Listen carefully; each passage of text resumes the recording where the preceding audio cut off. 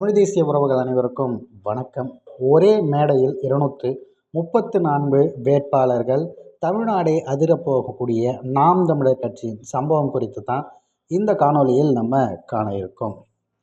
தமிழ் தேசியம் அப்படிங்கிற அந்த கொள்கை சித்தாந்தத்தை பெருமளவுக்கு யாராலையுமே அரசியல் கட்சி ஊடாக ஒரு வெற்றியை காண்பது அப்படிங்கிற அளவிற்கு வெற்றி காண்பது என்ன, அது ஒரு மிகப்பெரிய பேசுபொருளாகவும் இங்கே இருக்கக்கூடிய அனைத்து மக்களும் அதை ஒரு சித்தாந்தம் என ஏற்றுக்கொள்ள வேண்டும். அவர்களுக்கு இப்படி ஒரு விடயம் தொடர்ச்சியாக இருக்கிறது, எதனால் இது தேவைப்படுகிறது அப்படிங்கிறத பல பேர் பேச முயற்சித்து வெளிப்படையாக சொல்லலாம், அவர்கள் தோற்று போனார்கள்.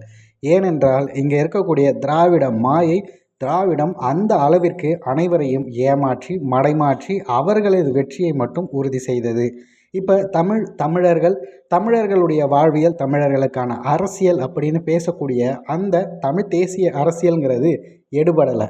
அதற்கு காரணம் இந்த திராவிடம் தான்.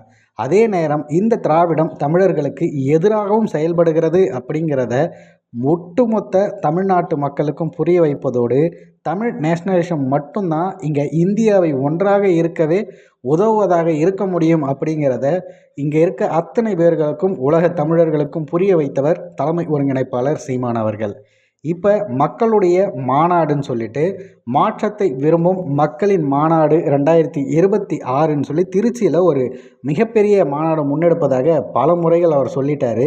அது என்ன அப்படின்னு சொல்லி கேட்டிங்கன்னா, சட்டமன்ற தேர்தல் 2026ஆம் ஆண்டு வரப்போக இருக்கிறது. அதற்கு நாம் தமிழர் கட்சி சார்பில் போட்டியிட இருக்கக்கூடிய 234 வேட்பாளர்களையும் ஒரே மேடையில் அறிமுகப்படுத்தும் அந்த மாநாடு நடைபெற இருக்கிறது. இந்த மாநாடு எந்த தேதி அப்படிங்கிறது எல்லாருக்கும் குழப்பமாக இருந்தது. தற்போது அதற்கான தகவல்கள் வெளிவந்துள்ளது. மாசி 9ஆம் நாள், அதாவது 21/2/2026 அப்போ மாலை 4 மணி அளவில் பேரெழுச்சியாக திருச்சியில் இந்த நிகழ்வு நடைபெற இருப்பதாக பதிவிட்டிருக்காங்க.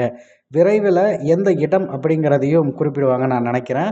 இப்போ நாம் தமிழர் கட்சி எடுக்கக்கூடிய மற்ற மாநாடுகளுக்கும் இதுக்கும் இருக்கக்கூடிய மாற்றங்கள் என்ன அப்படின்னா, பல பேர் கூட்டம் சொல்லி தெரிஞ்சுக்கிட்டு இருக்காங்களே, உண்மையிலே மக்களை நேசிக்கக்கூடிய கூட்டம் எந்த அளவுக்கு இருக்கும், அதுவும் கருத்தியலான கூட்டம் எவ்வளவு பேரை உருவாக்கி வைத்திருக்கிறோம் அப்படிங்கிறத பிப்ரவரி 21ஆம் தேதி நாம் தமிழர் கட்சி அனைத்து மக்களுக்கும் தெரியப்படுத்தும்.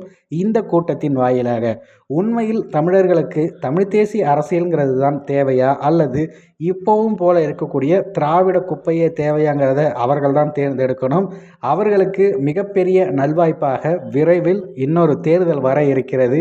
இம்முறையாவது தமிழ் தேசிய அரசியலுடைய தேவை அறிந்து அனைவரும் செயல்படுவார்கள் அப்படின்னு நம்ம நம்புவோம்.